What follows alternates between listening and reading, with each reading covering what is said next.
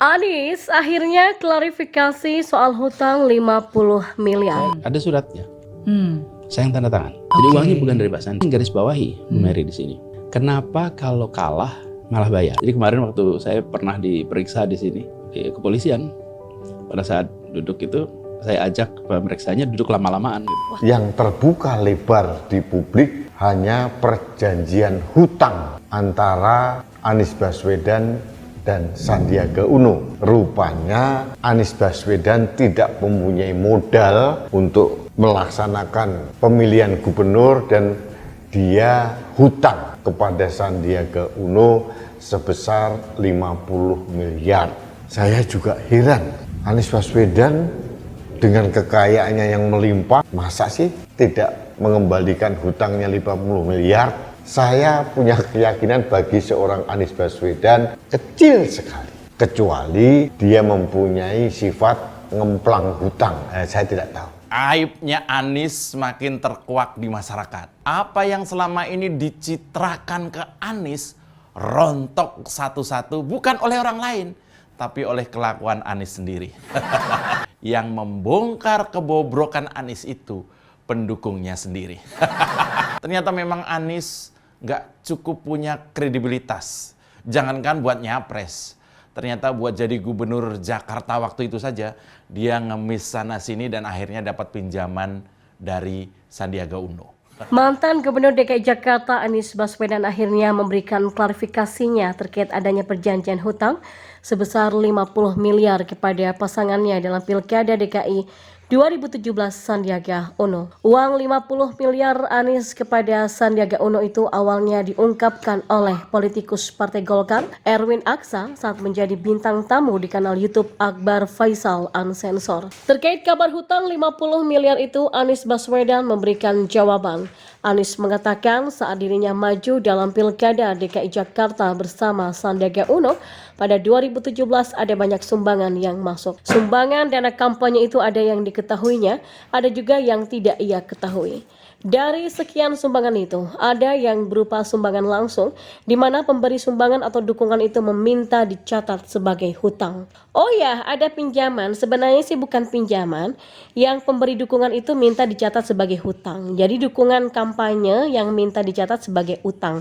Kata Anies dalam tayangan channel YouTube Mary Riana, atas dukungan atau sumbangan itu, apabila Anies gagal memenangi Pilkada DKI, maka akan dicatat sebagai hutang dan harus dikembalikan. Dikatakan Anies dalam pemberian dukungan ini, Sandiaga Uno bertindak sebagai penjamin, bukan sebagai pemberi pinjaman. Adapun uang sebesar 50 miliar itu berasal dari pihak ketiga. Namun Anies tidak mengungkapkan siapa pihak ketiga yang ia maksud. Anies mengakui perjanjian itu dilakukan secara tertulis dan ia menandatangani surat perjanjian itu. Namun dengan dirinya telah memenangi Pilkada DKI Jakarta pada 2017, hutang 50 miliar itu dinyatakan lunas dan tidak perlu dibayar sesuai yang tercantum dalam perjanjian. Baca pres dari Partai Nasdem ini justru heran dengan pihak yang mengungkapkannya saat ini. Anies juga menyatakan siap memperlihatkan dokumen perjanjian itu apabila memang diperlukan. Oh, ada dokumennya. Kalau suatu saat perlu dilihat ya boleh saja, karena tidak ada sesuatu yang luar biasa di situ. Jadi nggak ada sebuah hutang yang hari ini harus dilunasi karena pilkadanya kan sudah selesai. Menjadi aneh ya kalau sekarang dibicarakan, kata Anies. Sebelumnya soal hutang 50 miliar Anies ini diungkapkan oleh Erwin Aksa. Erwin menyebut saat putaran pertama Pilkada DKI 2017 Sandiaga sempat meminjamkan uang 50 miliar kepada Anies untuk logistik pemenang.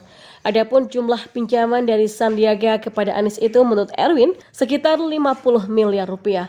Uang 50 miliar tersebut, kata Erwin, belum lunas dibayar oleh Anies kepada Sandiaga. Ia juga menuturkan bahwa draft perjanjian tersebut dibuat oleh pengacara Sandiaga Uno.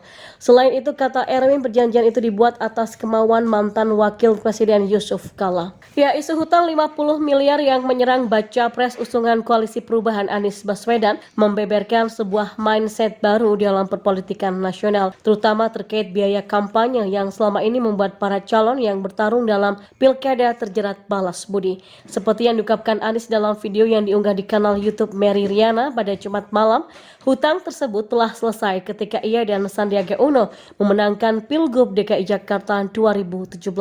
Anies pun menyampaikan sebuah mindset yang baru bahwa dana kampanye yang digunakan seharusnya selesai ketika pasangan calon memenangkan pilkada. Bukan justru menjadi beban yang harus dilunasi ketika sudah menjadi pejabat pemerintahan.